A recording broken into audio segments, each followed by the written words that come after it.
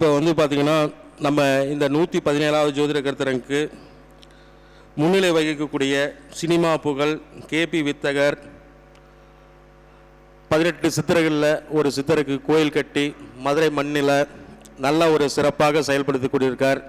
இருந்தாலும் அன்பு தம்பி குரு பூர்ணிமா பௌர்ணமி அன்னைக்கு கூப்பிட்டுருக்காரே அப்படின்னு ஓடி ஓடி வந்த அண்ணன் மீனாட்சி சுந்தரம் அண்ணா அவர்களை வருக வருக என வரவேற்கிறோம். திரு பூபதிராஜன் அவர்களுடைய இந்த ஜோட பயிற்சி மையத்தினுடைய 117வது கருத்தரங்கத்தில் கலந்து கொள்வதற்கு ஒரு அற்புதமான வாய்ப்பை நல்கிய ஐயா பூபதிராஜன் ஐயா அவர்களுக்கும் இந்த கருத்தரங்கத்தை ஜோட மேதை திரு தங்கபாண்டியன் ஐயா அவர்களுடைய தலைமையில் இங்கு பல்வேறு சிறப்பு பேச்சாளர்கள் பேச இருக்காங்க. அதில் எனது இனிய நண்பர்களாகிய மேடையில் அமர்ந்திருக்கக்கூடிய திரு அபிராமி சேகர் அவர்களையும் மற்றும் எனது இனிய நண்பர் திரு அஸ்ட்ரோ கேஜி என்று அனைவராலும் அழைக்கப்படக்கூடிய திரு குமரன் ஐயா அவர்களையும் மற்றும் இன்று எங்களுடன் இணைந்து ஒரு அற்புதமான பேச்சினை கொடுக்க இருக்கக்கூடிய திரு பவளக்கண்ணன் ஐயா அவர்களையும் மதுரை சிவகுமார் ஐயா அவர்களையும் மற்றும் மாயவரம் பிரசன்ன சக்கரவர்த்தி ஐயா அவர்களையும் மற்றும் சேலம் நாராயணமூர்த்தி ஐயா அவர்களையும் எல்லாரும் பேச போகிறாங்க. இப்போ இந்த மேடையில் நான் பேசக்கூடிய ஒரு சின்ன கருத்து,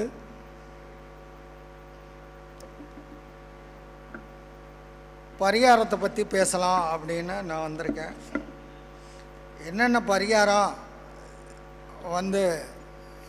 செஞ்சால் பலன் இருக்குது அப்படிங்கிறத நான் கடைசியாக சொல்கிறேன். ஒவ்வொரு ஜோடர்களும் பரிகாரங்களை சொல்லிக்கிட்டே வர்றாங்க. எல்லா ஜோடர்களும் பரிகாரங்கள் சொல்கிறாங்க. யாரும் சொல்லாதுன்னு சொல்கிறாங்க, சொன்ன பரிகாரங்களையும் சொல்கிறாங்க. ஆனால் இந்த பரிகாரங்கள் எல்லாமே பலிக்குதா அப்படின்னு பார்த்திங்கன்னா நிச்சயமாக பரிகாரங்கள் பலிப்பதில்லை. நானும் நிறைய பரிகாரம் சொல்லிட்டேன், ஆனால் என்ன காரணம்னு தெரியல, இந்த பரிகாரங்களுக்கு உண்டான பலன் இல்லை அப்படின்னு நம்மக்கிட்ட ஜாதகம் பார்க்க வரவர்களுடைய கருத்தாகவே நாம் அதை எடுத்துக்கணும். அப்போ இந்த பரிகாரம் எதுவுமே நம்ம கண்டுபிடிக்கலை, நம்ம முன்னோர்கள் சொல்லிய செவிவழி செய்திகள், பழைய ஜோட நூல்கள், ஓலைச்சுவடிகள், இவைகளில் இருந்து நாம் கற்று அந்த பரிகாரங்களை நாம் சொல்கிறோம். ஆனால் இது முழுமையாக பலிக்குதா அப்படின்னு கேட்டிங்கன்னா இல்லைங்கிற ஒரு உண்மையை நாம் ஏற்று தான் ஆகணும்.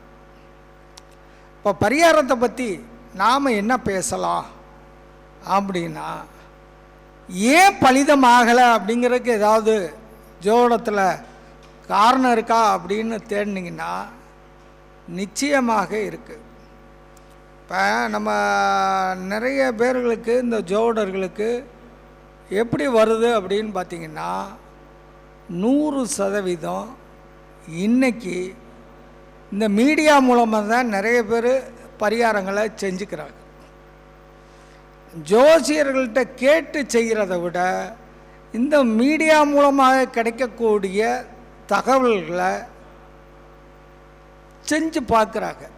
அப்போ அது மாதிரி வரும்போது உங்களுக்கு இந்த பலன் கிடைப்பதில் ஒரு முரண்பாடு கிடைக்கிது, பலனே கிடைக்காம போகுது.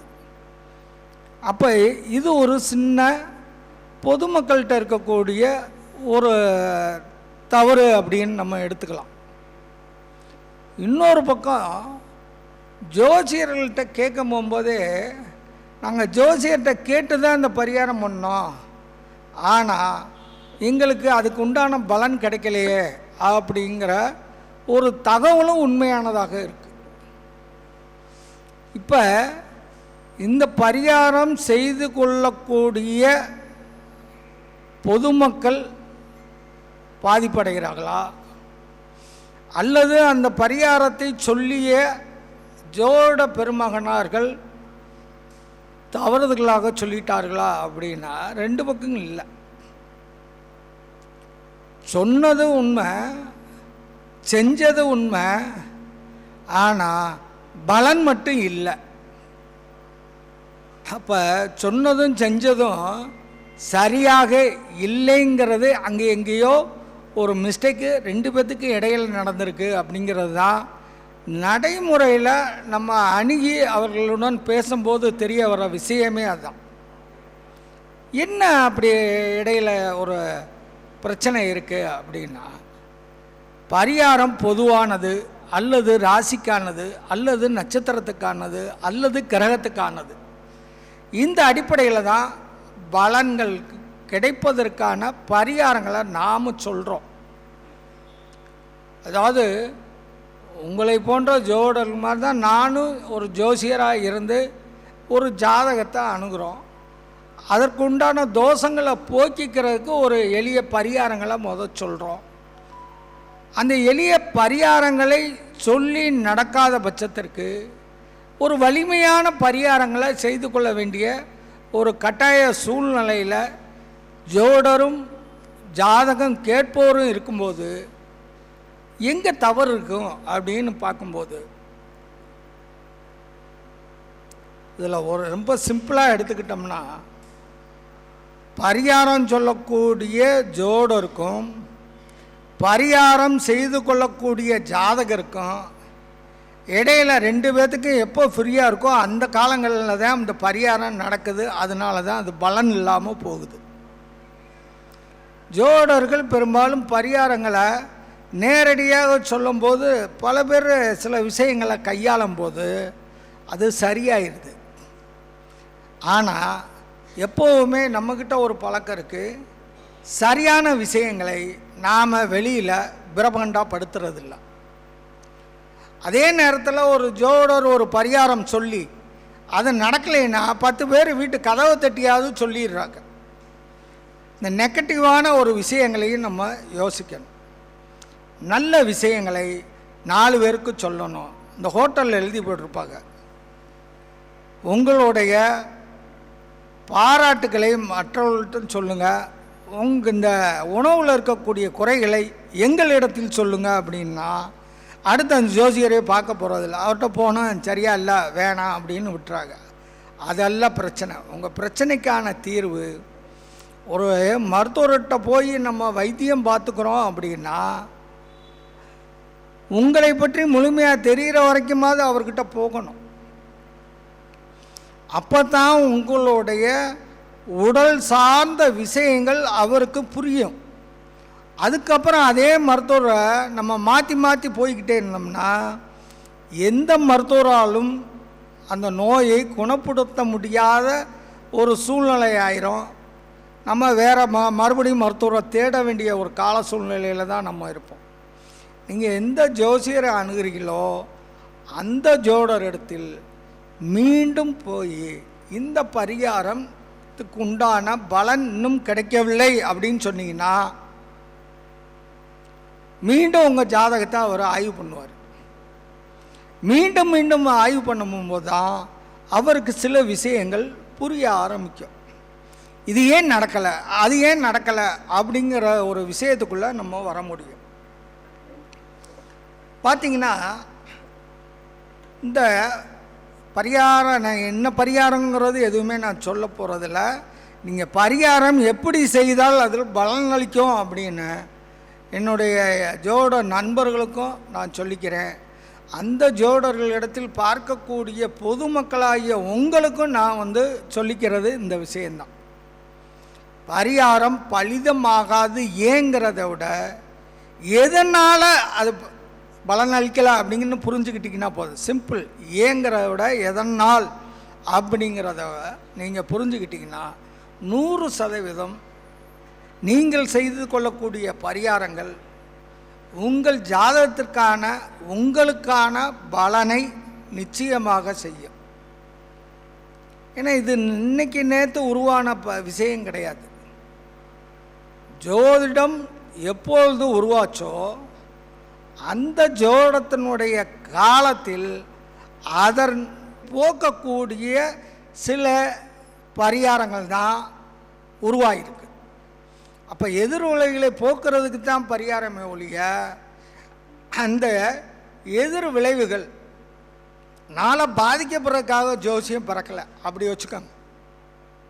இப்போ ஜோசியத்தின் மூலமாக நிச்சயமாக ஒரு நற்பலன் வேணும் அப்படின்னா தோஷமுள்ள கிரகங்களுக்கு, தோஷமுள்ள ராசிகளுக்கு, தோஷமுள்ள நட்சத்திரங்களுக்கு நீங்கள் பிறக்கக்கூடிய காலகட்டத்தில் ஏற்படக்கூடிய அந்த நெகட்டிவான விஷயங்களை நிச்சயமாக பரிகாரத்தின் மூலமாக போக்கிக் கொள்ள முடியுங்கிறது எல்லா ஜோதிடர்களிடத்திலும் இருக்கக்கூடிய ரொம்ப ஆணித்தரமான நம்பிக்கை. செஞ்சு பார்ப்போங்கிறத விட்டுருங்க, செஞ்சால் நடக்குங்கிற நம்பிக்கையை உங்களுக்குள்ள விதைச்சிக்கங்க. அப்படிதான் சார் நினச்சி செஞ்சோம் அப்படின்னு சில பேர் சொல்லலாம். ஆனால் இந்த நம்பிக்கைங்கிறது காலத்துடன் ஒத்து வரும்போது தான் 100% அது வெற்றியை கொடுக்கும். அல்லது எந்த அளவுக்கு ஒத்து போகலையோ அத்தனை சதவீதம் தோல்வியை கொடுக்கும். அல்லது அதுக்கு உண்டான நேர் மாற்று சிந்தனையை அடுத்த ஜோசியர், நீங்கள் பார்க்கக்கூடிய ஜோசியரே அதை கொண்டு செலுத்தணும். அதற்குண்டான சில டிப்ஸை தான் இப்போ நம்ம கொடுக்க போகிறோம். பொதுவாகவே பரிகாரம் என்பது உங்கள் ஜாதகத்தில் இருக்கக்கூடிய கிரக தோஷங்களை போக்கிக் கொள்வதற்காக செய்யக்கூடிய ஒரு விஷயம். அப்பொழுது உங்களுடைய செயல் வெற்றி அடைவதற்குண்டான வாய்ப்பை உருவாக்கும். எப்போ உருவாக்கும்?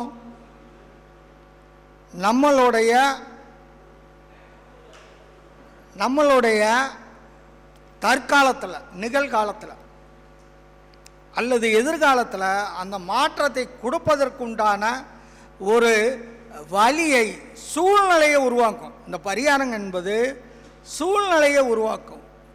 ஒரு ஜாதகருக்கு சாதகமான சூழ்நிலையை உருவாக்குறதுக்கு தான் இந்த பரிகாரம்.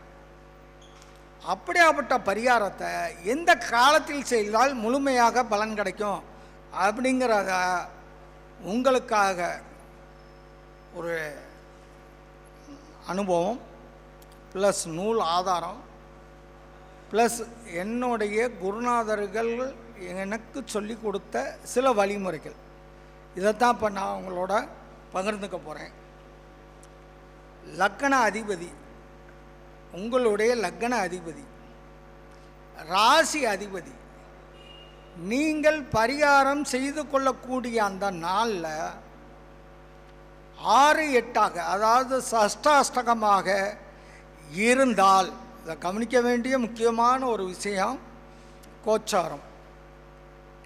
உங்கள் ஜாதகத்தில் இருக்கக்கூடிய தோஷத்துக்கு பரிகாரம் செய்யும்போது உங்களுடைய லக்கண அதிபதியோ ராசி அதிபதியோ 6-8ஆகவோ அல்லது இதுக்கு பேர் சஷ்டாஷ்டகம் அப்படின்னு ஜோட நூல்களில் குறிப்பிடப்படுகிறது, 2-12ஆகவோ, இதற்கு ஜோட வார்த்தை என்ன அப்படின்னு பார்த்தீங்கன்னா அர்கல தோஷம் அப்படின்னு சொல்கிறாங்க. அப்போ இந்த அமைப்புகளில் இருக்கக்கூடிய ஒரு நாள், ஏன்னா அன்றைக்கி தான் உங்களுக்கு லீவு நாளாக இருக்குன்னு வைங்க, அன்றைக்கி போய் செஞ்சலாம் அப்படின்னு தயவுசெய்து இதை பார்க்காம செஞ்சிங்கன்னா பலன், நீங்கள் எதிர்பார்க்கக்கூடிய பலன் எதிர்பார்க்கக்கூடிய காலத்தில் கிடைக்காது. ரொம்ப முக்கியமான விஷயம். லக்னம் அதிபதி, ராசி அதிபதி. இது கோச்சாரத்தில் இந்த மாதிரி தான் பலன் தராது. பரிகாரம் சரியான பரிகாரம், ஆனால் காலம் ஒத்துழைக்கலை. அதே மாதிரி நீங்கள் பிறந்த கிழமை ரொம்ப முக்கியம். ஒரு ஜாதகருக்கு பரிகாரம் பண்ண போகிறோம் அப்படின்னா அந்த ஜாதகர் பிறந்த கிழமை அதிபதி கோச்சாரத்தில், இப்போ செவ்வாய்க்கிழமை பிறந்தால் செவ்வாய் கிரகத்தை நம்ம எடுத்துக்கணும், புதன்கிழமை பிறந்தால் புதன்கிழமையை எடுத்துக்கணும். அப்போ நீசமாக இருக்கக்கூடாது. பரிகாரம் செய்யக்கூடிய அந்த நாளில் நீசமாக இருக்கக்கூடாது, வக்கரமாக இருக்கக்கூடாது. உங்களுடைய ஜென்ம லக்கணத்துக்கு அந்த கிரகம் இப்போ கோச்சாரத்தில் அந்த லக்னாதிபதிக்கு 2-12 வந்துடக்கூடாது. இதெல்லாம் ரொம்ப சிறப்பான ஒரு உண்மையான ஒரு விஷயம். இதை மனசில் பதிய வச்சுக்கணும். இப்படி இருந்து உங்களுடைய ஜென்ம லக்கணத்துக்கு 8ஆம் இடத்துலையோ 12ஆம் இடத்துலையோ கோச்சாரத்தில் போகக்கூடாது. உங்களுடைய கிழமை அதிபதி பலனே தராது. சரி, இப்போ இன்னொரு விஷயம். இதெல்லாம் 1 by 1 நம்ம பார்ப்போம். அடுத்து உங்களுடைய செயல்களை வெற்றியாக்கக்கூடிய தன்மை உங்களுக்கு நடக்கக்கூடிய தசா புத்தி தான். இப்போ கல்யாணம் நடக்கலை அப்படின்னா கல்யாணத்துக்காண்டியான தசா புத்திகள் வரக்கூடிய காலங்களில் இந்த பரிகாரத்தை செய்யணும். வாஸ்தவம் செஞ்சுக்கிறோம். ஆனால் இந்த தசா புத்திகள் திசையும் புத்தியும் எடுத்துக்குவோம். இந்த தசா புத்திகள் 6-8ஆகவோ 2-12ஆகவோ கோச்சாரத்தில் இருக்கக்கூடாது.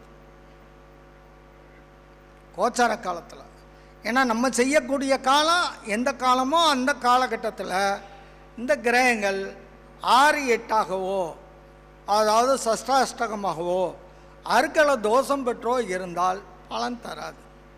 சரி, இப்போ குறுகிய காலத்தில் இது நடக்கணும் அப்படிங்கிற விரும்பக்கூடிய நிலையில், ஏன்னா திசைன்னு பார்த்திங்கன்னா குறைந்தபட்சம் 6 வருஷ தசை சூரிய தசை, அதிகபட்ச தசை சுக்கிர தசை 20 வருஷ காலம். இதில் நடக்கக்கூடிய விஷயத்துக்காக நம்ம பரிகாரம் செய்ய போகிறதில்ல. ஆனால் திசை முக்கியம். திசையில் இருந்தால் ஒரு கயிறை கட்டி நம்ம அளந்து பார்க்குற மாதிரி ஒரு புள்ளியல். இதுக்கு அடுத்து இந்த புத்திக்கும் அந்தரத்துக்கும் 6-8ஆகவோ 2-12ஆகவோ இருக்கக்கூடாது. இது ரொம்ப ரொம்ப முக்கியம். இந்த மாதிரியான காலகட்டங்களில் செய்யும்போது தான் அந்த கிடைக்க வேண்டிய பலன் கிடைக்காம போகுது தான் உண்மை. ஒழிய பரிகாரம் பொய்யலை அப்படிங்கிறத நீங்கள் நல்லா மனசில் ஆழமாக பதிஞ்சு வச்சுக்கணும். இப்போ சில பரிகாரங்கள் நாம் செய்யக்கூடிய காலகட்டத்தில் அதில் எதுவும் தடவராமல் இருக்கணும் அப்படிங்கிறக்காண்டி சில லெகுவான விஷயங்களை நம்ம ஆய்வு பண்ணி வச்சுருக்கோம். அப்படி என்ன லெகுவான விஷயம் அப்படின்னா, நான் இந்த நியூமராலஜின்னு நினச்சிக்காதீங்க. இது ஒரு அற்புதங்களை இயக்கக்கூடிய செயல்படுத்தக்கூடிய எண். இந்த எண்ணை நீங்கள் எந்த பரிகாரம் பண்ணுறீங்களோ, எதற்காக பண்ணுறீங்களோ அதை வேகமாக ஊக்கப்படுத்தும், சரிப்படுத்தும், உங்களுடைய வாழ்வியலில் சந்தோஷத்தை கொடுக்கும்.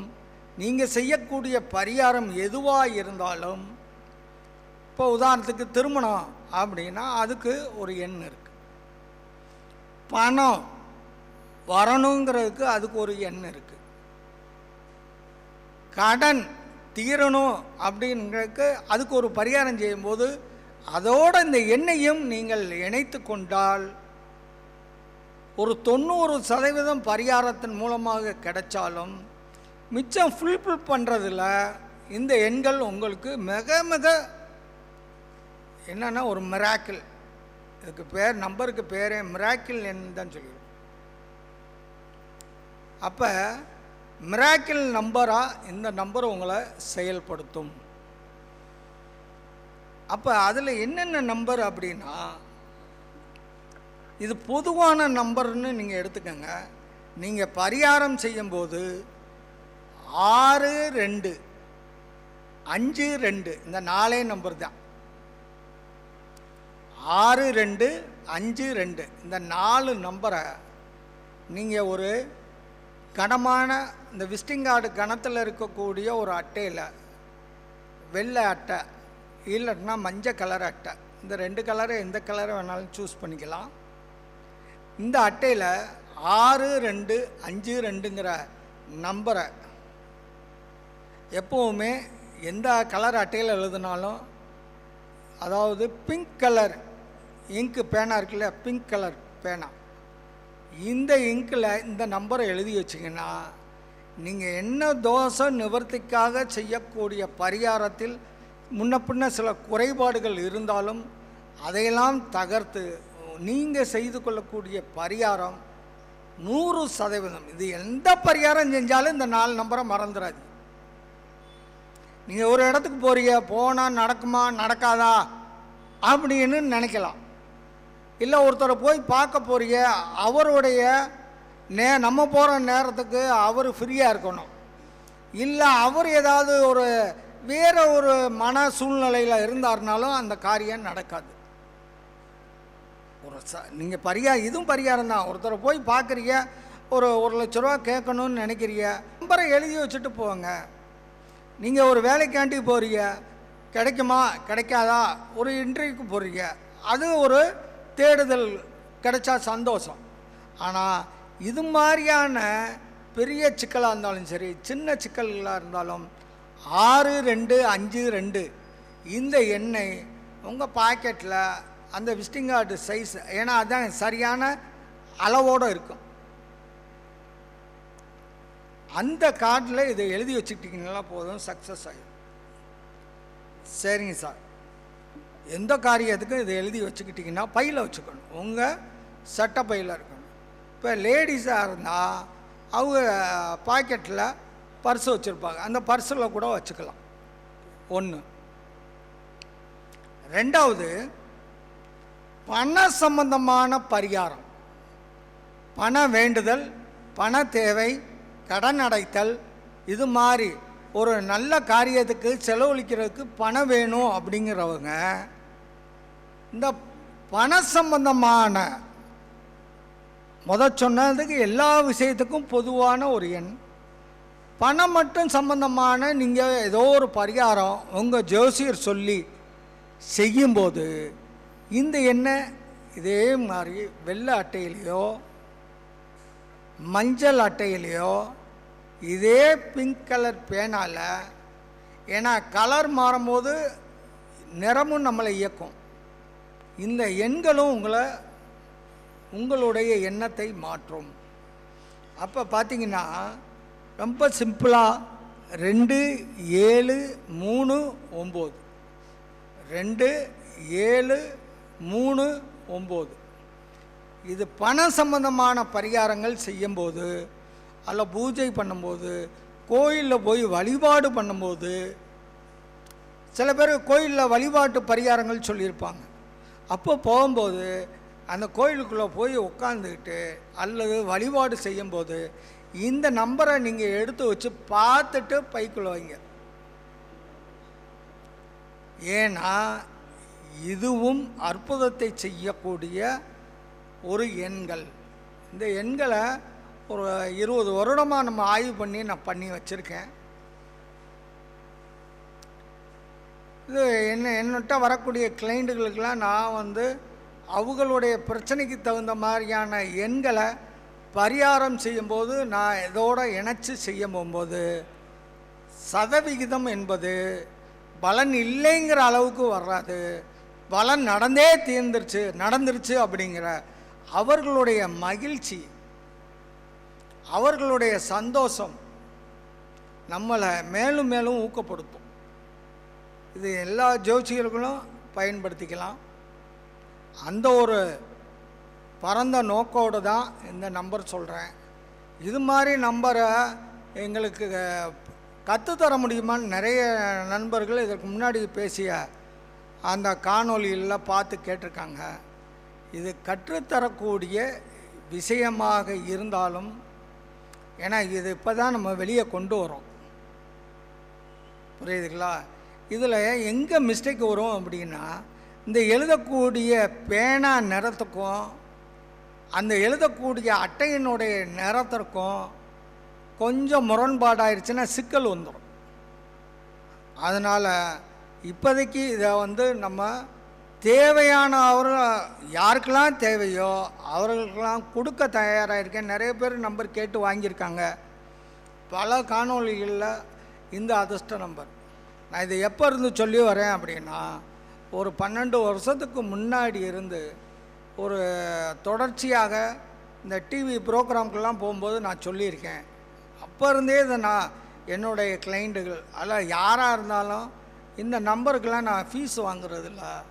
ஏன்னா இந்த நம்பரு என்னையும் இயக்கும், உங்களையும் இயக்கும். நீங்கள் கொடுக்கக்கூடிய அந்த பாராட்டு ரொம்ப உங்கள் லைஃப்பில் நடந்து போகிறது தான் அந்த சந்தோஷத்தை நீங்கள் அனுபவிக்க முடியும். அதனால் இந்த மாதிரியான எண்களுக்கு பலம் உண்டு. ஏன்னா அது சாதாரண விஷயம் இல்லை. உலகத்தையே இயக்கிக்கிட்டு இருக்க எண்கள் தான் சொல்கிறாங்க. அது உங்களை தனித்து இயக்கிறதுக்கு உண்டான சிறப்பு எண்கள். பண விஷயத்துக்கு என்ன சொல்லியிருக்கேன்? 2, 7, 3, 9 இந்த 4 நம்பர் பண சம்பந்தமான பரிகாரம் செய்யும்போது எழுதி வச்சுக்க. இன்னைக்கு இல்லை, ரொம்ப காலத்துக்கு முன்னாடி இருந்தே நம்ம இந்தியாவை பொறுத்த அளவில் சேமிப்பு என்பது ஃபண்டு பணமாக சேமிக்கிறதுங்கிறது கம்மி தான். ஆனால் எல்லாரும் ஒரு அழகாக இருக்கிறதுக்கு ஒரு தங்க நகையை சேமிப்பாகவும் இருக்கும், அழகாகவும் நம்மளை மாற்றிக்கிறதுக்கு ஒரு அற்புதமான ஒரு வாய்ப்பு இருக்குது. அப்போ ஒரு பொண்ணை கட்டி கொடுக்கணுன்னா தங்கம் வேணும். திடீர்னு ஒரு பெரும் பணம் வேணும் அப்படின்னா பணத்தை வச்சுக்கிட்டு இருந்தால் பயம் வரும். அதனாலே நம்மளுடைய இந்தியாவில் இந்த தங்கத்தை சேர்ப்பது, தங்க நகைகளை நம்ம விரும்பி அணிகிறது, இது உலக அளவில் எடுத்து பார்த்தா உலகத்தில் எவ்வளோ தங்கம் இன்னும் பூமிக்குள்ளே இருக்குது, எவ்வளோ தங்கம் எடுத்திருக்காங்கன்னு ஒரு கணக்கே வச்சுருக்காங்க.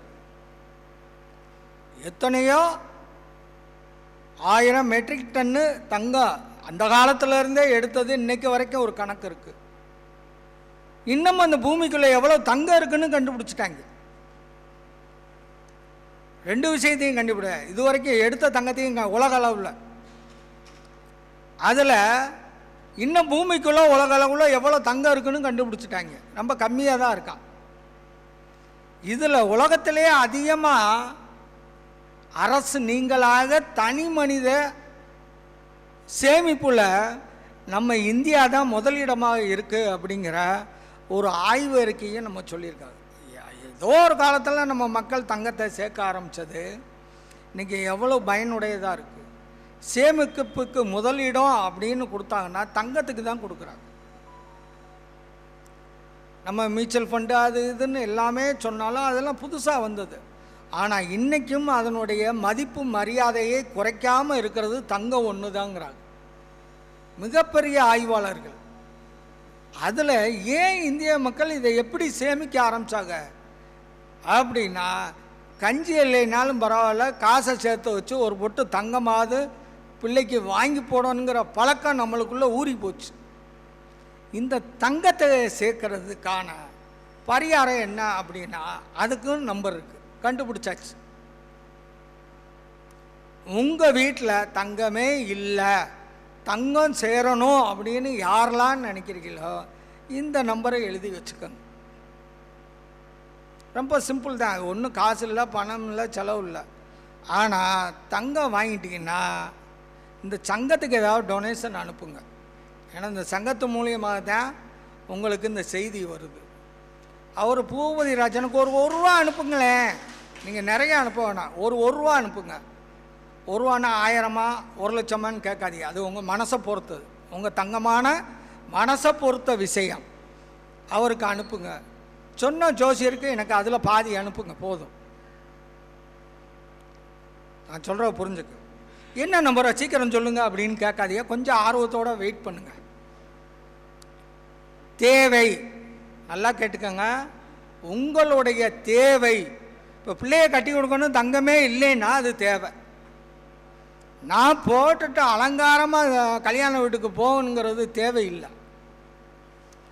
உங்களுக்கு தேவை இருக்கும் பட்சத்தில் இந்த நம்பரை 6041 6041 இந்த 4 நம்பர், இந்த 4 நம்பரை எந்த அட்டையில் எழுதி வைக்கணும்? ரொம்ப 6041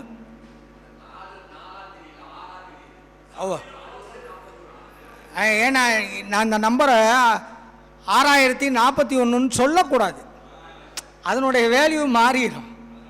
அதனால தான் நான் தனித்தனியாக சொல்கிறேன். 6 ஆங்கிலத்தில் சொல்கிறேன் 6041 அப்படி வேணால் எடுத்துக்கலாம். ஏன்னா ஒவ்வொரு எண்ணும் இன்னொரு எண்ணோட இணையும் போகும்போது நம்ம சொல்லும்போது அதனுடைய பலன்கள் நிறையா மாறுதல் அடையுது. இது நியூமராலஜிக்குள்ளே இருக்கக்கூடிய ஒரு மிகப்பெரிய புரியாத அதிசயமாகவே இருக்குது. அப்போ 6041 ஏன் 4 நம்பருங்கிறதுக்கு அதுக்கு ஒரு ஹிஸ்ட்ரி இருக்குது, அதை ஒரு நாளைக்கு பேசுவோம். ஏன் 6 நம்பராக இருக்கு இல்லையா, 8 நம்பராக இல்லையா, எல்லா நம்பரும் இருக்குது. ஏஞ்சல் நம்பருங்கிறாங்க, பார்த்திங்கன்னா 8 10 இருக்கும். இப்போ அந்த இன்னொன்று கிரிக்கோயன் நம்பரு என்னென்னத்தையோ பேர் வச்சுருக்கிட்டு இருக்காங்க.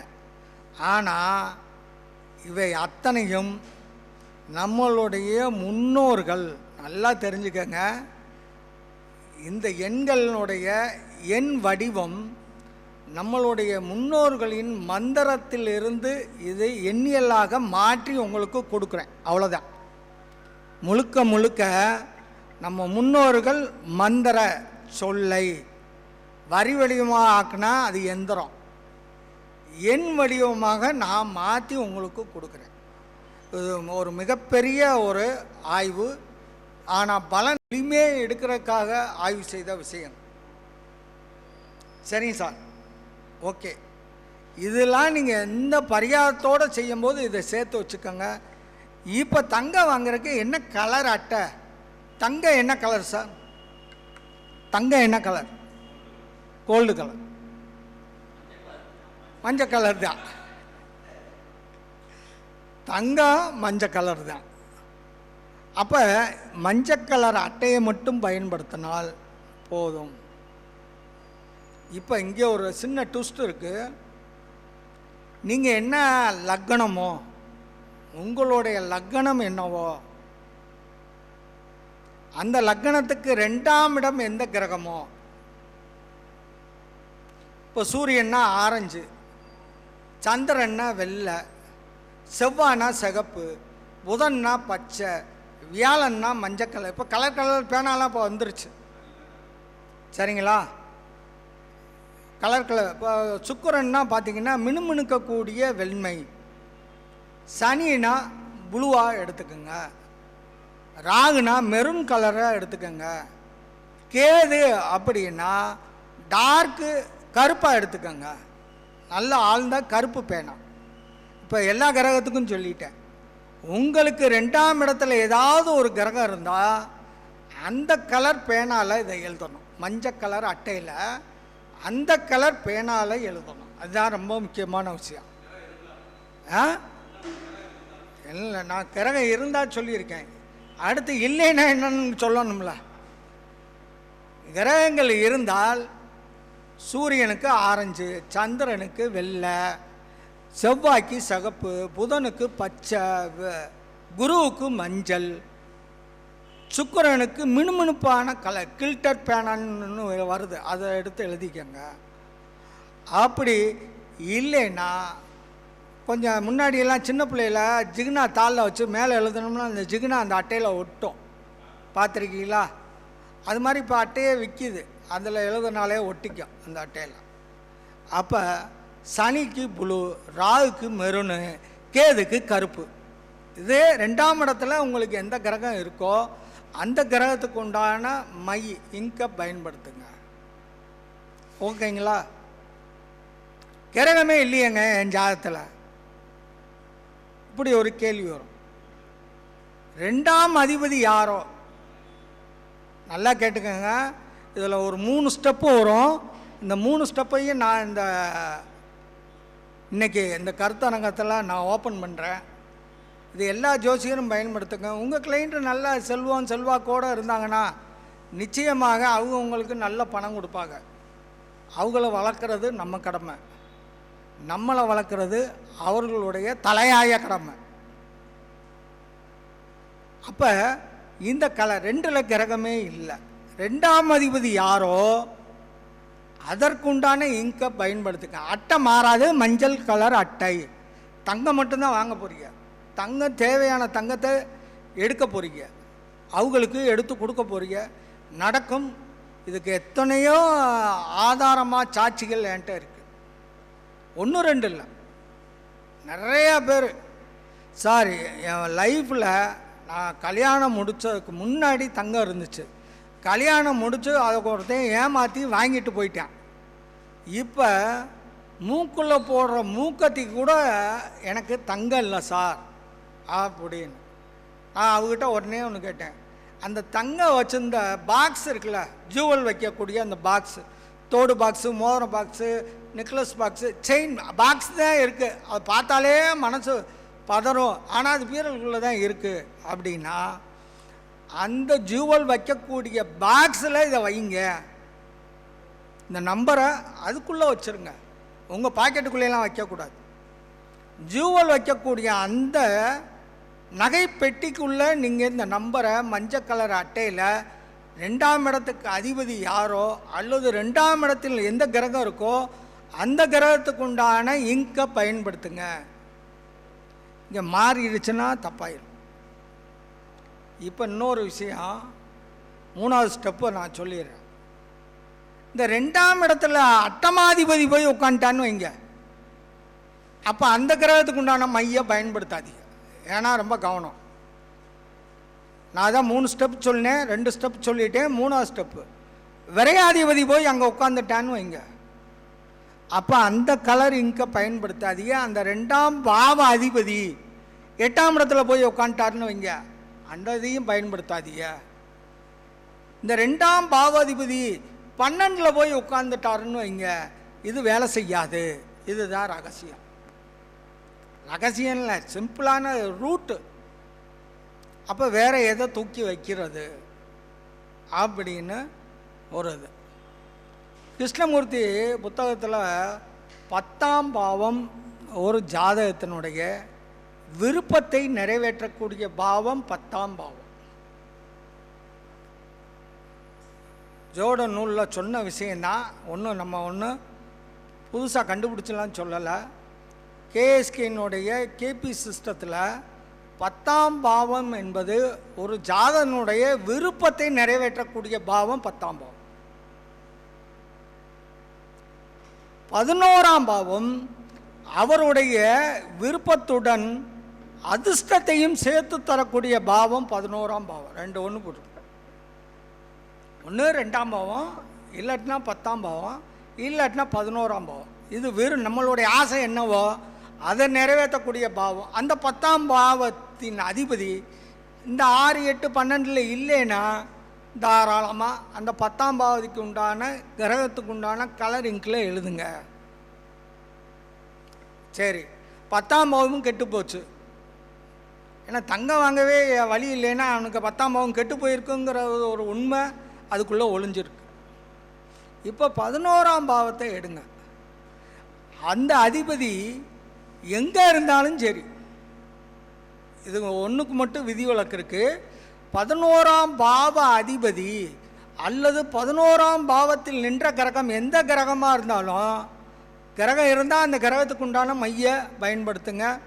கிரகமே இல்லை அப்படின்னா அந்த பாவத்தின் அதிபதியினுடைய நிறத்துக்கு உண்டான நிறத்தை எடுத்துக்கொள்ளுங்கள். நிச்சயமாக உங்களுக்கான தங்கம் உங்களுக்கு கிடைத்தே தீரும். நம்புங்கள். நம்பித்தான் ஆகணும்னு நான் சொல்ல வரல, உங்களுக்கு கிடைக்குங்கிறக்காண்டியாவது நம்புங்க. 11ல் ஆமாம், எந்த கிரகம் சந்திரன் இருந்தால் வெள்ளை பேனால் எழுதுங்க, மஞ்சள் கலர் அட்டையில் வெள்ளை பேனால் எழுதுங்க. என்னங்கய்யா சார்? நம்ம ஏதாவது ஒன்று தான் எழுதுகிறோம். 2 பேனாயும் இங்கே போட்டு குழப்பி வச்சிங்கன்னா கிரகம் குழம்பி போயிடக்கூடாது. ஒரு தான் உங்களுக்கு எது நல்லா இருக்குன்னு பாருங்கள். 2ஆம் இடத்துல அட்டமாதிபதி உட்காந்துட்டாரு, விட்டுருங்க. 2ஆம் இடத்துல 5 கூடையன் உட்காந்துருக்காரு, எழுதுங்க. நல்லது தானே.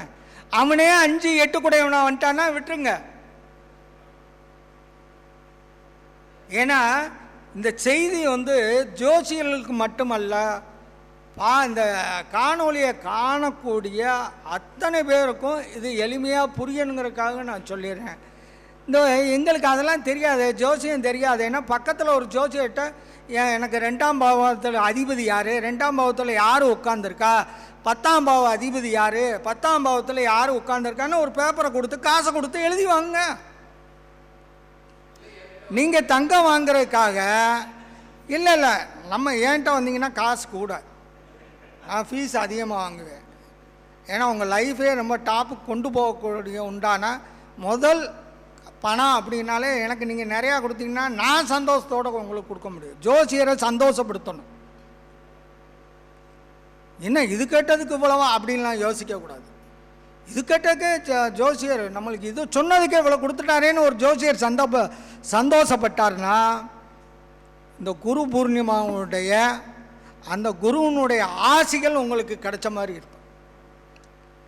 ஏன்னா ஜோர்டன் தெய்வங்கன்னு சொல்லப்பட்டிருக்கு. வேற எந்த பெரிய ஜாமானு கூட தெய்வங்கன் பட்டம் யாருக்குமே கொடுக்கப்படவில்லை. ஜோர்டன் ஒருவனுக்கு மட்டும்தான் தெய்வங்கன். அப்போ அதுக்கு தகுதியாக ஜோசியர் இருக்கணும். அதையே நம்ம மறந்துடக்கூடாது. நான் தண்ணியை போட்டால் நல்லா பலன் சொல்லுவேன்னு தண்ணியை போட்டு பலன் சொல்லக்கூடாது. சில பேர் இருக்காங்க இந்த சில ஏரியா அவுட்ரு ஏரியாலாம், அவர் ஒரு சிகரெட்டு கஞ்சா சிகரெட்டை இழுத்தான்னா அப்படியே கடவுள் மாதிரி சொல்லுவாருன்பாங்க. அப்படி சொன்னாலும் பலிதமாகாது. தெய்வங்கன்னா தெய்வத்துக்கு இணையானவன், தெய்வத்துக்கு அடுத்த நிலையில் உள்ளவன்னு ஜோசியனை சொல்கிறாங்க. அப்போ அந்த ஜோசியர் நாம் எப்படி சொல்லணும்? நம்ம அவனுக்கு அர்ப்பணிப்போடு சொல்லணும். ஏன்னா இன்றைக்கி உள்ள காலகட்டத்துக்கு அன்றைக்கி அரிசி பருப்பு ஜோசியம் பார்த்தா அரிசி பருப்பு மிளகா மல்லி இப்படி வீட்டுக்கு தேவையானதெல்லாம் கொடுத்துட்டாங்க. இன்றைக்கி அரிசி பருப்பு அவர் பக்கத்து கடையிலேருந்து அவரைங்களே கொண்டு வந்து இவருக்கு கொடுக்கக்கூடிய லெவலில் இருக்குது. அதனால் இன்றைக்கி ஜோடர் தொழிலாக செய்யக்கூடிய ஜோடர். இன்னொரு முக்கியமான சொல்கிறேன், பொதுமக்களுக்கும் சொல்கிறேன், ஜோசியர்களுக்கும், யாரெல்லாம் ஓசியாக ஜாதகம் பார்க்குறீங்களோ நீங்கள் சொல்கிற பலன் அவனுக்கு பலிக்கவே பலிக்காது. நல்லா தெரிஞ்சுக்கோங்க. நீ பெரிய கோடீஸ்வரனாக இருக்கலாம், லட்சாதிபதியாக இருக்கலாம், நான் ஓசியாக பலன் சொல்கிறேன்னு காசு வாங்கி பிழைப்பு நடத்தக்கூடிய ஜோசியர்களை பலிக்காதீங்க, அவங்க பாவத்துக்கு உள்ளாகாதீங்க. நீங்கள் காசை வாங்கி உங்களுக்கு தேவையில்லைன்னா கஷ்டப்படுற ஜோசியருக்கு கொடுங்க. இல்லைன்னா ஒரு கோயில் உண்டியல்லையாவது போய் போடுங்க. இப்போ உண்டியல் போட்டால் கவர்மெண்ட்டுக்கு போகுது, அங்கே ஒரு வறுமையான பிராமணனுக்கு கொடுங்க. இல்லை வறுமையில் இருக்கக்கூடிய ஜோடருக்கு, வயதான ஜோடருக்கு உதவுங்க. உங்கள் அந்த காசை வாங்கி ஓசியாக பலன் சொல்லி பழிச்சாலும் அது முழுமையான பலன் தராது. இந்த சிறுபிள்ளை இட்ட வெள்ளாமை விளைந்தாலும் வீடு சேராதுன்னு ஒரு பழமொழி இருக்கு. அதே மாதிரி காசு வாங்காமல் சொல்லக்கூடிய ஜோட பலன் அவனுக்கு நடந்தாலும் கடைசியில் புஸ்வானமாக வீணாக போயிடும். ஏன்னா ஜோசியர் ஆனவர் அவன் காசு கொடுக்க முடியாதவன்ட்ட நீங்கள் ஒன்றும் பிடுங்க வேணாம். நீங்கள் அவனை கோடீஸ்வரன் ஆக்க போறீங்க, அவனை லட்சாதிபதி ஆக்க போறீங்க, அவனுடைய உடல் நோயை போக்கக்கூடிய ஆற்றலை கிரக ரீதியாக பரிகாரமாக நீங்கள் சொல்ல போறீங்க. இதெல்லாம் நீங்கள் செய்ய போகும்போது அதற்குண்டான பணத்தை வாங்கி உங்களுக்கு பிடிச்சா நீங்கள் வச்சுக்கோங்க, உங்களுக்கு பிடிக்கலைன்னா ஏழ்மையில் இருக்கக்கூடிய ஜோடருக்கு உதவுங்க. இல்லை இந்த மாதிரி மாதத்துக்கு ஒரு கருத்தரங்க போட்டு, இது 117 கருத்தரங்க எவ்வளோ செலவாகுது, இங்கே வர ஜோசியருக்கு ஒரு அன்னதானம் பண்ணுங்க, செய்யலாம்ல? நிச்சயமாக அடுத்து நீங்கள் செய்வீங்க. சரிங்க சார். என்ன சார்? 2, 8, 2ஐயும் எடுத்துக்கோங்க, 11ஐயும் எடுத்துக்கோங்க. 2 கலர் பேனால் மட்டும் எழுதிடாதீங்க. 2, 8, 2ல் பாருங்கள். 2ல் 8 கூடையும் இருந்தால் விட்டுருங்க. 11லையும் 8 கூடையும் போய் உட்காருவானா? இல்லை 11 கூட 8ல் போய் உட்காந்துருந்தான்னு வைங்க. 11க்கு உண்டான கிரகத்தை எடுத்து அந்த மைய கலரை எடுத்துக்க. 11 கூட எங்கே போய் இருந்தாலும் அதன் மூலமாக அவனுக்கு வெற்றியை தரும். இது ஜோட உண்மையான விஷயம். சார், நான் இப்போ பாதகாதிபதி மாரகாதிபதி இதெல்லாம் நான் பேசவே இல்லை. பேசாத நீங்களாம் ஏன் அதுக்குள்ளே புகுத்துறீங்க? ரூலே நான் 3 விதி தான் சொல்லியிருக்கேன். இந்த 3 விதிக்குள்ளே காசு வந்தால் பத்தாதா? அவன் பாதகாதிபதியாக இருந்தால் ரோட்டில் போகிறவன் எவனாவது கொள்ளையடிச்சிட்டு போகிறவன் போட்டுட்டு போயிருப்பான். அந்த தங்கம் உங்களுக்கு கிடைக்கலாம். சொல்லுங்கய்யா. இல்லை, லக்கண வாரியாக பேச வேணாம். போடுங்க 11 குடையன். 2 குடையன் எங்கே இருக்காரு? அவரும் 2 குடையும் தானே. 11 குடையனும் 2 பேருமே சேர்ந்து 8ல் இருக்காங்கல்ல. ஒரு நல்ல கேள்வி கேட்டார். கும்பலக்கணம் 2 11 குடையவன் 8ல் போய் உட்காந்துட்டார். இப்போ மஞ்சள் கலர் பேனால் எழுதலாமா அப்படின்னு ஒரு கேள்வியாகவே வைக்கிறாருன்னு வைங்க. நான் தான் இன்னொரு பாயிண்ட்டு சொல்லிட்டேனே. 10 குடையவன் யார்? சிவப்பு கலர் இங்கில் எழுதுங்க, சூப்பராயிரும். கொஞ்சம் நீங்கள் கொஞ்சம் அட்ஜஸ்ட் பண்ணுங்க. அதுக்காண்டி பாதகாதிபதி மாரகாதிபதி நெகட்டிவாக பார்த்தீங்கன்னா நல்லா புரிஞ்சுக்கங்க நண்பர்களே. நீங்கள் நெகட்டிவாக பார்த்து பார்த்து பலன் சொல்லி நல்ல கெட்ட ஜோசியராக உருவாகிறத தவிர்த்துருங்க. ஒவ்வொரு ஜாதகத்துக்குள்ளேயும் பாசிட்டிவ் இருக்குது. ஒவ்வொரு ஜாதகத்துக்குள்ளேயும் அற்புதமான விஷயங்கள் இருக்குது. நீங்கள் அதை பார்க்காம பாதகாதிபதி மாரகாதிபதி இவன் அப்போ கர்ணத்தில் இந்த தேவதை போய் மாட்டிக்கிச்சு, அந்த தடை இந்த அது எல்லாத்தையும் தூக்கி ஓரங்கட்டி வைங்க. பாரம்பரியத்தில் அதெல்லாம் அடிஷ்னல் சப்போர்ட்டுக்கு தான் திதியை பாரு கர்ணத்தை பாரு இதெல்லாம் சொன்னாங்களே ஒழிய அதை வச்சே இன்றைக்கி ரொம்ப பேர் ஜாதகம் சொல்லிக்கிட்டு இருக்கேன். அதை தெரிஞ்சுக்கிறது தப்பு இல்லை. ஆனால் அதுதான் ஜோசியம்னு கிரகத்தை புறாத்தையும் விட்டு அங்கிட்டு போய்கிட்டு இருக்காது. அதையும் நம்ம கொஞ்சம் யோசிக்கணும். சொல்கிறது தப்பு இல்லை, அது ஒரு ஆய்வு சிந்தனை. சார், இவ்வளோ புத்தகம் பழமையான காலகட்டத்திலேருந்து வந்துக்கிட்டே இருக்குது. எங்கேயாவது கர்ணநாதன்னு நீங்கள் படிச்சிருக்கீங்களா? கர்ணத்துக்கு உண்டான கிரகம் இதுன்னு சொல்லியிருப்பாங்களே. அதுக்கு கோயிலெலாம் நம்ம உருவாக்கிட்டோம், அது வேறு விஷயம். இன்றைக்கி காலையில் ஒரு நண்பர் அழகாக பேசினார். வீட்டு முன்னாடி தாலி கட்டினதுனால இல்லத்தில் இல்லால்னா, இன்றைக்கி மண்டபத்தில் தாலி கட்டி கூட்டிகிட்டு வர்றதுனால மண்டால்னா நம்ம அந்த பிள்ளைய சொல்கிறோம். சார், அப்புறம் கூப்பிட்றேன். ஒரு ஜாதகத்தில் கிரகம் 12 கட்டம் 27 நட்சத்திரம், இதுக்குள்ளே உங்களால் பலன் சொல்ல முடியலைன்னா நீங்கள் வேறு எதோ தூக்கி வச்சுக்கிட்டு சொல்ல போகிறீங்க? திதி யோகம் கரணம் பஞ்சாங்கத்தை மட்டுமே வச்சு பலன் சொல்லலாம். இந்த பஞ்சாங்க விதியை மட்டுமே ரூட்டை மட்டுமே வச்சு இன்றைக்கி என்ன பலன்னு சொல்லுங்கள், நாளைக்கு என்ன பலன்னு சொல்லுங்கள், நீங்கள் சக்ஸஸ் ஆகுங்க. அது வேறு விஷயம். பஞ்சத்தில் இருக்கக்கூடிய தேடுதலுக்கு பஞ்சாங்கத்தை பாருங்கள். அவன் நாளைக்கு வீடு கட்டுவோனா வாசம் கட்டுவோனா, உனக்கு கர்ணநாதன் சரியில்லை, அவர் ஓரமாக ஒளிஞ்சிட்டாரு. உண்மையை நம்ம பேசுகிறோம். அது தேவையில்லைன்னு, அதுதான் முக்கியம்னு அதுக்கு முக்கியத்துவம் கொடுக்க வேண்டாம். அதில் நிறைய நம்ம மக்கள் ஆய்வு பண்ணி நிறைய விஷயங்களை கொண்டு வராங்க, வரவேற்போம். ஆனால் நீங்கள் ஏற்கனவே பார்த்த 12 ராசி பலன் நட்சத்திர பலன்லாம் தூக்கி குப்பையில் போட்டுவிட்டு அதை தூக்கி வச்சுட்டு கொண்டாடினீங்கன்னா அது என்ன விளைவுகளை ஏற்படுத்தும்னு அது காலம்தான் சொல்லும். ஒன்று நம்ம மேட்டருக்குள்ளே வந்துடும். இப்போ இதில் முக்கியமான இன்னொரு விஷயம், இந்த சரராசியில் பிறந்தவர்கள் பரிகாரம் செய்கிறது.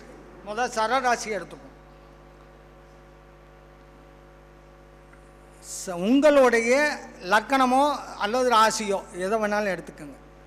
எனக்கு லக்கணம் இந்தோ அதுவான்னு டவுட்டாக இருக்குன்னா விட்டுருங்க. நல்ல உங்கள் லக்னம் சரராசியில் இருந்தால் அந்த 2ஆம் இடத்துக்கு, இப்போ இங்கே சந்திரன் நீச ராசியில் போனால் அப்படி ஒரு கேள்வி. எனக்கு துலா லக்னம் விருச்சக ராசியில் சந்திரன் போனால் அப்படின்னு யோசிக்காதீங்க. இது பொதுவான விஷயம். அவர் நீசமாக போனாலும் சரி, பகையாக போனாலும் சரி, நட்பாக போனாலும், உச்சமாக போனாலும், எப்படி போனாலும் சரராசியில் உங்களுடைய லக்னம் அமைந்திருந்தால் 2ஆம் இட ஸ்திர ராசியில் போகக்கூடிய, முடிச்சிடறேன் ஒரு 5 நிமிடம், ஏன்னா முடிக்க வேண்டிய விஷயத்தை விட்டுட்டுறக்கூடாது. சரராசியில் போனால் ஸ்திர ராசியில் சந்திரன் போகும்போது அன்னைக்கு பரிகாரம் பண்ணிங்கன்னா சூப்பராக ஒரு கொட்டம். ஸ்திர ராசியில் பிறந்தவர்கள் உபயராசியில் சந்திரன் போகும்போது பரிகாரம் பண்ணிங்கன்னா நிச்சயமாக பலன் கிடைக்கும். உபயராசிக்கு அதுக்கு அடுத்த ராசியாக இருக்கக்கூடிய சரராசியில் சந்திரன் போகும்போது பண்ணிக்கங்க. இது ஒரு விதி. இப்போ உங்களுடைய கிழமை அதிபதி, இது ரொம்ப முக்கியமான ஒரு விஷயம். உங்களுடைய கிழமை அதிபதியும் உங்களுடைய தசா புத்தி அந்தரம், இந்த 3ல் எது வேணாலும் எடுத்துக்கங்க, தசை எடுத்துக்கங்க, புத்தி எடுத்துக்கங்க. இந்த கிழமை அதிபதியும் தசா புத்தி அந்தர நாதர்கள் 3-11ஆக கோச்சாரத்தில் அமைந்திருந்தால் அன்னைக்கு அந்த ஜாதகர் பரிகாரத்தை தொடங்கினால், ஏன்னா 48 நாள், 27 நாள், 51 நாள், 108 நாள், அதில் வேறு ஸ்டார்டிங் தான் நம்மளுக்கு முக்கியம். இந்த நாளில் நீங்கள் பண்ணிங்கன்னா 100% அந்த பரிகாரத்தின் மூலமாக பலன் கிடைக்கும். அதே மாதிரி நான் நிறைய மீட்டிங்களில் சொல்லியிருப்பேன், கோச்சார சந்திரன் அல்லது கோச்சார வியாழன், ஜென்ம வியாழனையோ ஜென்ம சந்திரனையோ மாறி பார்க்கக்கூடிய காலங்களில் பரிகாரம் செய்தால் இம்மிடியேட்டாக பலன் கிடைக்கும். இது ரொம்ப முக்கியமான ஒரு விஷயம். இதில் இன்னொரு முக்கியமான விஷயத்தை நான் சொல்லிக்கணும். ஜோசியர் செய்யக்கூடிய ஜோசியருக்கு நல்லா கேட்டுக்கங்க, 5-9ஆக ஜோடருக்கு இருக்கணும். எது? அந்த நாளுடைய அதிபதி, நட்சத்திர அதிபதி, ராசி அதிபதி யாராவது ஒருத்தர் 5ஆம் இடத்துலையோ 9ஆம் இடத்துலையோ இருந்துச்சுன்னா உங்களுக்கு இந்த பரிகாரத்தை செய்ய சொல்லக்கூடிய ஜோடருக்கு மிகப்பெரிய புகழை கொடுக்கும். இது கோச்சாரத்தில் இருக்கணும். இதுதான் சார் சிம்பிளாக. ஏன்னா நிறைய விதிகள் இருக்குது. மீண்டும் ஒரு இப்போ 117 200வது கருத்தரங்கத்தில் இதை பற்றி இந்த மையத்தில் ஒரு நூலாக வெளியிடுங்க. அதுக்கு இந்த விதிகள் எல்லோருக்கும் போய் சேரணும், நூலும் விற்பனையாகணும். ஏன்னா இன்றைக்கி பேசின வீடியோ நாளைக்கு மறந்துடுவோம். ஐயா பூபதிராஜன், என்னுடைய நம்பரை நோட் பண்ணிக்கங்க. ஃபோன் நம்பர், என் பேர் மீனாட்சி சுந்தரம். என்னுடைய ஒரே நம்பர் தான் வச்சுருக்கேன், இன்னொரு நம்பர்லாம் வச்சுருக்கேன். ஏன்னா குழப்பிக்க வேணான்னு ஒரு நம்பரை மட்டும் எடுத்துக்கோங்க. 9894541577 9894541577. இந்த பேச்சு உங்களுக்கு பிடிச்சிருந்துச்சுன்னா இந்த காணொளிக்கு ஒரு லைக்கை போடுங்க. இதில் குறிப்பாக உங்களுடைய கருத்துக்கள் ரொம்ப முக்கியம், பொன்னான கருத்துக்கள். அதை கமெண்ட் பாக்ஸில் கண்டிப்பாக நல்லா இருக்குன்னு சொல்லுங்கள், இல்லை நல்லா இல்லைன்னு சொல்லுங்கள். சரியாக வரும் போல தெரியுதுன்னு சொல்லுங்கள், வராதுன்னு சொல்லுங்கள், எதை வேணாலும் சொல்லுங்கள். சொல்லிவிட்டு விட்டுறாதீங்க. இந்த மாதிரி சரியில்லாத சொல்லிட்டாருன்னு ஒரு 10 பேர்த்துக்கு இந்த வீடியோவை அனுப்பிச்சுங்க, ஷேர் பண்ணுங்கள். அவங்க பார்த்துட்டு ஏண்டா அப்படின்னு உங்களை வஞ்சாலும் பாராட்டினாலும் இன்னொரு 10 பேர் சேர்ந்து பாராட்டி எங்களை வஞ்ச மாதிரி இருக்கும். நாங்கள் இந்த மாதிரி கருத்துக்கள் உங்களுக்கு தேவையில்லைங்கிற எண்ணத்துக்குள்ளே நாங்களும் வந்துடுவோம். உங்களுக்கு தேவையான கருத்துக்களை இந்த காணொளி மூலமாக அவர் பூபதிராஜன் நல்ல ஆலோசனைகளை நிறைய வீடியோக்கள் மூலம் கொடுத்துக்கிட்டு இருக்காரு. வாழ்க வையகம், அனைவரும் இன்புற்று வாழ நான் வணங்கக்கூடிய ஸ்ரீ பாம்பாட்டி சித்தர் எல்லோருக்கும் அருள் புரியணும் வேண்டி கேட்டு விடைபெறுகிறேன். நன்றி, வணக்கம். ஸ்ரீமா புகழ் கேபி வித்தகர், மதுரை மண்ணின் மாமன்னன் மீனாட்சன் அவர்கள் பல சினிமா டைரக்டர்களை உருவாக்கி கொடுத்துருக்காரு. பல திரை காட்சியிலையும் சிறப்பு காட்சியில் வந்திருக்காரு. இவரை பற்றி இன்னும் சொல்லணும்னா, கஷ்டத்தில் இருக்கக்கூடிய எத்தனையோ பேர்த்துக்கு இந்த எண்கணிதம் மூலமாக பணம் சேருவதற்கு நிறைய விஷயங்களை கொடுத்துருக்காரு. தங்கமே வீட்டில் தங்க முடியல அப்படின்னு சொன்னப்போ கூட அந்த தங்கம் தங்கறதுக்கும் அதுக்குண்டான நம்பர் கொடுத்துருக்காரு. இன்னும் எவ்வளவோ விஷயங்கள் இருக்குது. இருந்தாலும் கால நேரங்கள் சுருகி ஐயாவுடைய சிற்றூரையை முடிச்சிருக்காரு. நல்ல ஒரு சிறப்பான கருத்துக்களை வழங்கியிருக்காரு. ஐயா 125வது விழா ஒன்று இருக்குது, அதுக்குள்ளே அந்த புக்கு கொஞ்சம் தயார் பண்ணுங்க. அப்படி இல்லைன்னா நீங்கள் சொன்ன மாதிரி 150 கூட பண்ணிக்கலாம். சரிங்களா? ஐயா அவர்களுக்கு நம்ம அபிராம் சேகர் ஐயா அவர்கள் பொன்னாடை பொருத்தி கௌரவிப்பார். கொஞ்சம் உங்களுடைய கலந்த கரதோஷத்தை